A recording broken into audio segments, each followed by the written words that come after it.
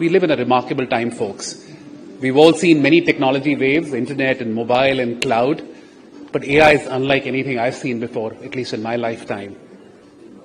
We have potentially the prospect of being able to create an intelligence. We have potentially the first time in humankind the ability to manufacture intelligence. And intelligence is the most valuable commodity on the planet. It's made this species successful. It's created everything of value. But potentially the ability to create an intelligence is something that we've never seen before, and that's something we're all very excited about. And you have to remind yourself, we're just 1,000 days in from the ChatGPT moment. AI feels like it's been here forever, but it's just been roughly 3 years. But the progress that we've made in the last 3 years has been eye-watering. The models that you're seeing today, the capabilities that you're seeing today, are unlike anything we've seen in the last few months itself. So it's incredible to see how that's growing in. And we're entering a new reality, folks. We're all used to putting intelligence to work through people. If you have any problem, any project in your business, what you do, you hire people, you bring people together. But with AI now, potentially you have the ability to buy intelligence. And imagine a world where intelligence moves from something which is scarce and expensive and hard to get to something which is abundant, something which is easy to work with. And that is a world we're getting all prepared for. And if intelligence is available on tap, if unmetered intelligence is available to all of us, it will change everything about how we run businesses and how we run our country. So if intelligence is coming, if unmetered intelligence is coming, I thought I'll give you my 5 ideas or 5 projections on what's coming our way with AI.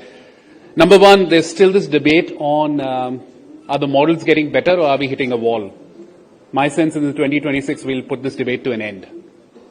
The models are definitely getting better. And in fact, the models that you see this week, and I'm not even talking this month, what you've seen this week, the launches that have just happened, these are unlike anything we've seen in the last 6 months.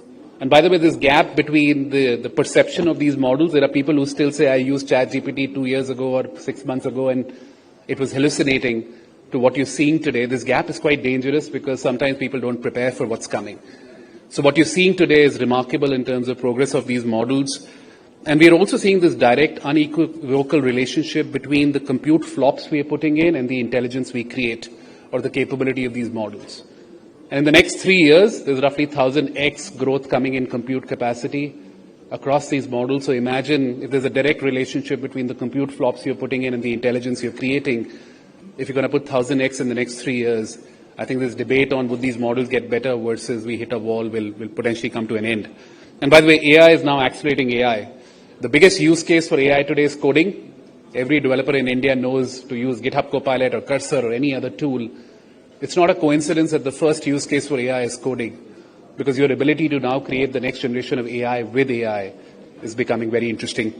The second thing is, folks, digital colleagues are coming in. We're all used to physical colleagues working with us. We're not used to digital colleagues. And I think the real unlock for us will happen when AI moves from a tool on your phone or your laptop to a true teammate. And I spoke about the model capabilities, but agents are the way we're making these models useful for all of you and for businesses. These agents have perception. They see everything you see. They have cognition. They have intelligence. And they have agency. So they act with your permission, but not your involvement. So digital colleagues are coming, and we'll work with AI not just as a tool, but as a teammate. The inefficiency economy, and folks, trillion-dollar economies today in the world are built on what I call the inefficiency economy.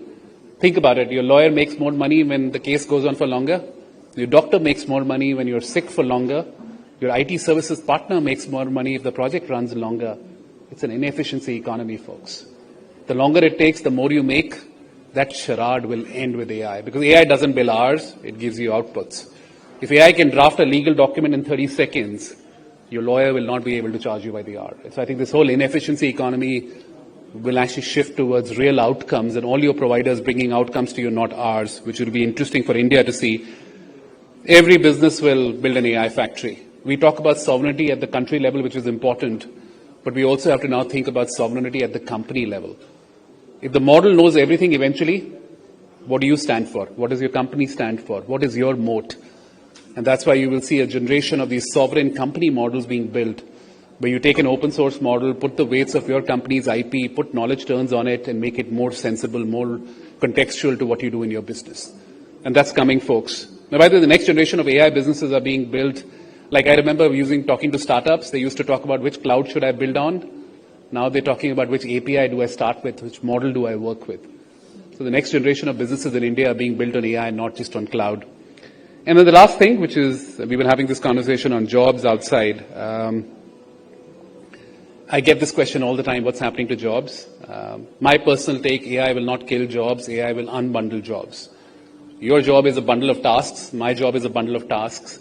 What AI will do is it'll unbundle it, it'll break it. And all the transactional stuff that you do, stuff that feels like work, I sent 50 emails and I updated 3 trackers and I attended 7 meetings, feels like work, it's not really work, we all know it. And AI will end that charade as well. So AI will unbundle tasks, and all the tasks that seem like work but are not really value adding, AI will take that away. But what happens when AI unbundle tasks? You and I need to bundle ourselves much better. You and I need to bundle ourselves much better, and that's why I say skilling will be the only oxygen mask. And people who live in Delhi know the value of oxygen masks. But folks, this is where it's headed. If you're not learning AI today, if you're not learning every day, that's one thing I can tell you for sure, you'll be redundant. So that's probably the most important one to think about.